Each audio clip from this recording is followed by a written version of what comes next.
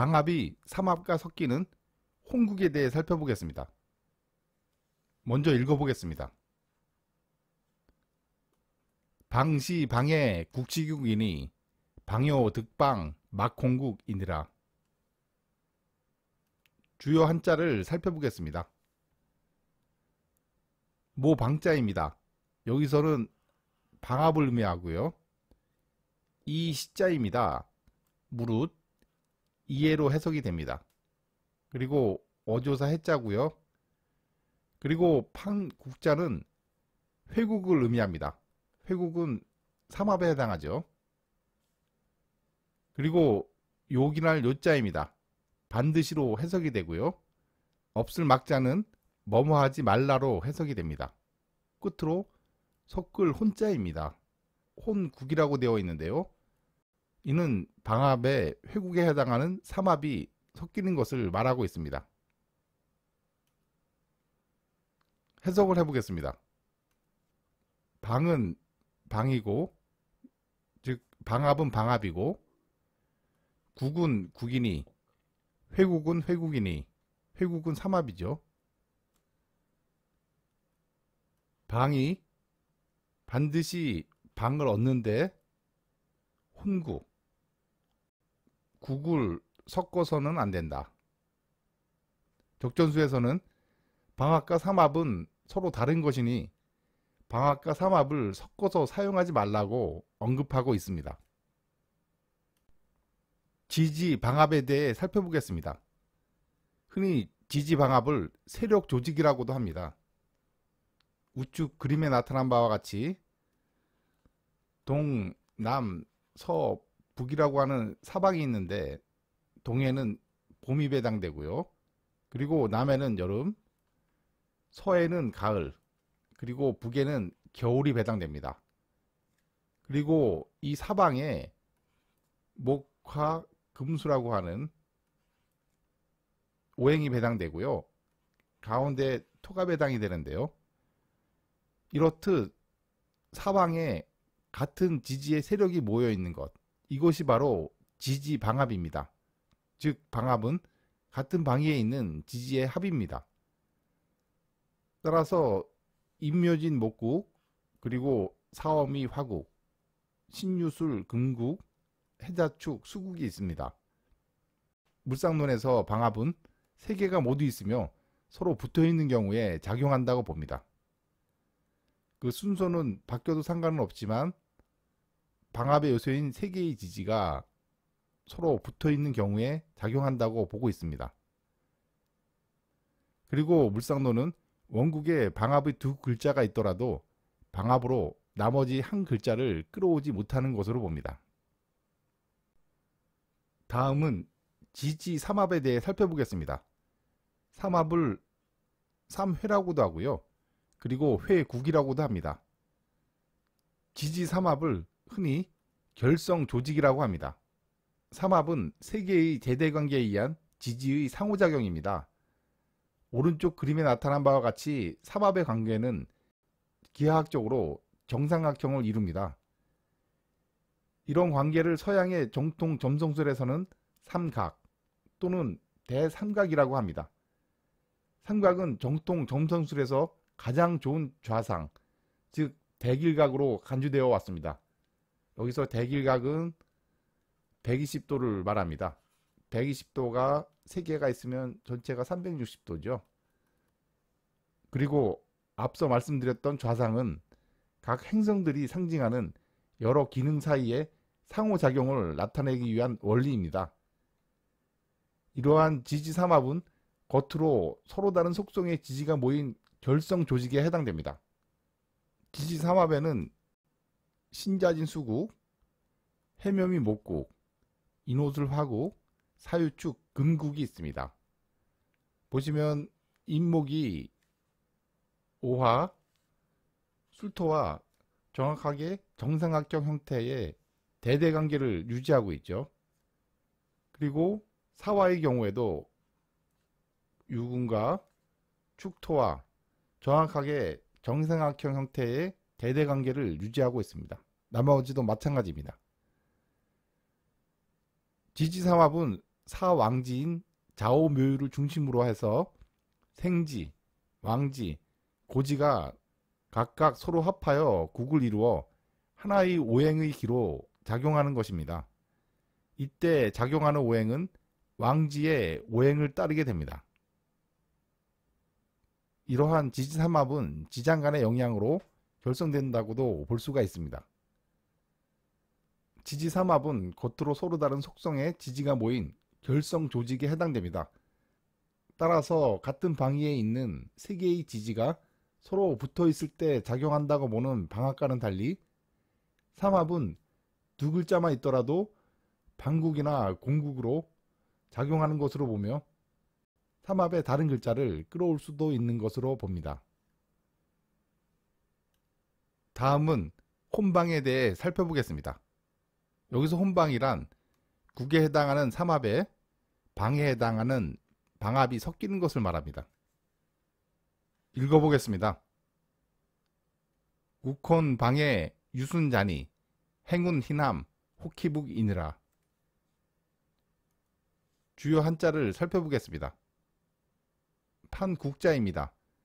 회국, 삼합을 뜻하고요. 섞을 혼자입니다. 그리고 모방자는 방합을 뜻하고요. 순수할 순자입니다. 그리고 허물 자자는 흠을 뜻합니다. 그리고 혹자입니다. 끝으로 기쁠 시자입니다. 좋아하다의 뜻으로 사용되고 있습니다. 해석을 해보겠습니다. 국에, 즉 삼합에 방합을 섞으면 순수함에 흠이 있는 것이니 행운은 남방을 좋아하기도 하고 혹은 북방을 좋아하기도 한다.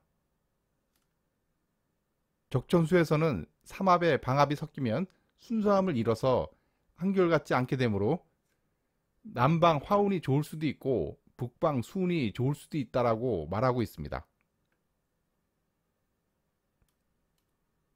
다음은 반복에 대해 살펴보겠습니다.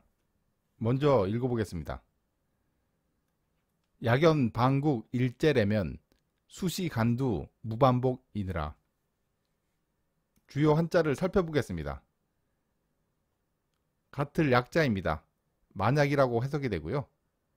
따라서 약연으로 사용되었는데요. 이것은 만일 그렇다면이라고 해석이 됩니다. 그리고 일제는 여럿이 한꺼번에입니다. 일제이라고 사용되지 않습니까? 일제는 여럿이 한꺼번에라고 하는 뜻을 지니고 있습니다. 그리고 모름지기 숫자입니다. 반드시 뭐뭐 하여야 한다라고 해석이 되고요. 수시로 사용되어도 반드시 뭐뭐 하여야 한다라고 해석이 됩니다.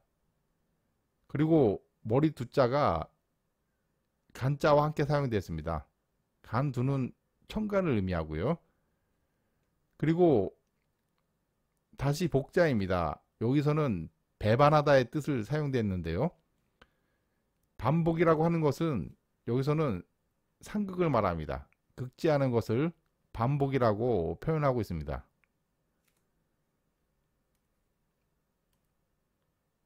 해석을 해보겠습니다. 만약 방과 국, 방합과 삼합이 한꺼번에 오면 반드시 천간에 반복이 없어야 한다. 여기서 반복은 상극을 말합니다. 앞선 강의에서 순역에 대해 설명드리면서 사주에서 특정 오행이 태강한 경우 태강한 것을 극지하기보다는 대세에 순응하는 것이 낫다라고 말씀드린 바가 있습니다. 적천수에서는 방합과 삼합이 한꺼번에 이루어져서 특정 오행이 아주 태강한 경우 천간에서 태강한 오행을 상극하면 안 된다라고 말하고 있습니다. 다음은 원신에 대해 살펴보겠습니다. 먼저 읽어보겠습니다. 성국, 간투, 이런 신이면 생지, 고지, 개비복, 이느라. 주요 한자를 살펴보겠습니다. 357 투자입니다. 투출하다의 의미입니다.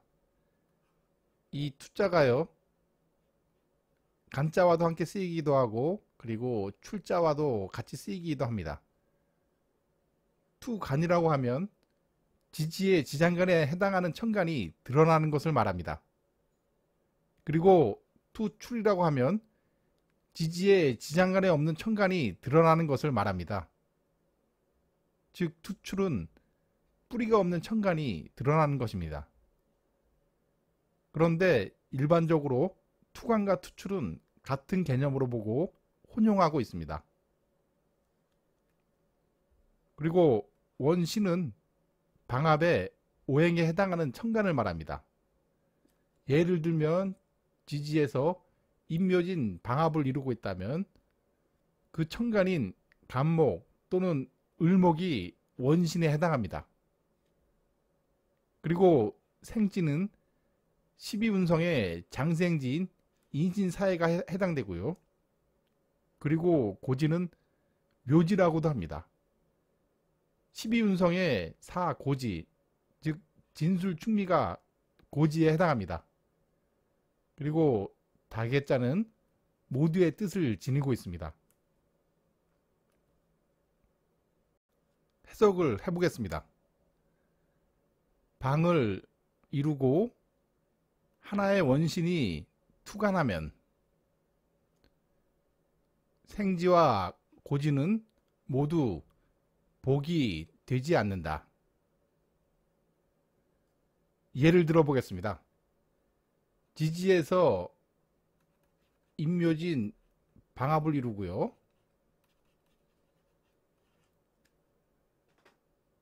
원신인 을목이 투간했습니다. 그런데 12운성의 음양 순역설을 인정하지 않고 음목인 을목의 생지와 고지를 양목인 간목과 동일하게 본다면 을목의 생지는 해수이고요. 고지는 미토에 해당합니다. 이러한 을목의 생지인 해수나 고지인 미토가 온다면 임묘진 방합에 해묘미 삼합이 섞인 홍국이 됩니다. 앞서서 방이오 득방 막홍국이라고 했습니다. 방은 반드시 방을 이루는데 삼합에 해당하는 국을 섞어서는 안 된다고 했습니다. 따라서 적전수에서는 지지에서 방합을 이루고 방합의 원신이 천간에 투간한 경우에 지지로 원신의 생지와 고지가 온다면 방합에 삼합이 섞이는 것이므로 모두 복이 되지 않아서 좋지 않다고 말하고 있습니다. 끝으로 방국의 마지막 내용인 관성에 대해 살펴보겠습니다. 먼저 읽어보겠습니다. 성국 간투 일관성이면 좌변 우변 공록록이니라. 주요 한자를 살펴보겠습니다. 357 투자입니다. 투출하다의 의미고요. 그리고 가 변자입니다. 그리고 빌 공자고요. 끝으로 푸른돌 녹자입니다. 푸른돌 녹자가 두 글자가 붙어서 녹록으로 사용되었는데요. 보잘것 없음의 뜻을 지니고 있습니다. 해석을 해보겠습니다. 국을 이루고 하나의 관성이 투간하면 왼쪽 변과 오른쪽 변, 즉 왼쪽과 오른쪽이 텅 비어서 보잘것이 없다. 이에 대한 예를 들어보겠습니다. 경금일간입니다. 그런데 경금의 뿌리인 금국은 삼합으로 사유축에 해당됩니다. 따라서 지지에서 이렇게 사유축 금국을 이루고 있다면 이는 독상 또는 일행듣기에 해당합니다. 앞서 형상편에서 독상 희행 화지라고 해서 독상은 화지인 식상운으로 행함을 좋아한다고 했습니다. 그런데 경금의 관성은 화입니다. 즉 천간으로 병화와 정화에 해당되는데요. 이렇듯 경금일간이 지지에 근국을 이루고 있어서 독상 또는 일행듣기로 그 세력이 매우 강한데 천간의 관성에 해당하는 병화 또는 정화가 투출하게 되면 대세를 거스르게 되므로 보잘것없는 명조가 된다고 적천수는 말하고 있습니다. 이상으로 적천수 원문의 방국에 대한 강의를 마칩니다. 끝까지 시청해 주셔서 감사합니다.